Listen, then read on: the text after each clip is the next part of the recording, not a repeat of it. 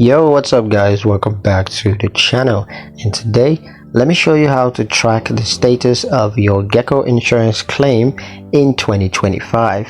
This is going to be a quick video. We're not going to waste much time on this one, so let's just jump straight into it.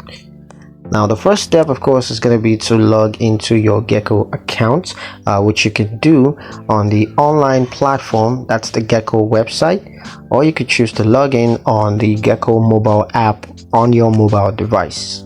Now once you're logged into your account, the next step is going to be to click on claims, and then just select the claim that you want to track.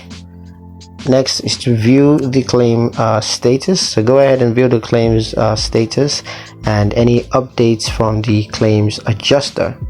And you can also contact the claim adjuster if you have any questions or concerns concerning the claims. So yeah, that's pretty much it on how to track the status of your Geico insurance claim in 2025. I hope you guys liked the video. Hope you found the information useful enough. If you did, like the video, comment down below, let me know what you thought. Share the video with your friends and subscribe to the channel if you haven't done so already. And I'll see you guys in the next one.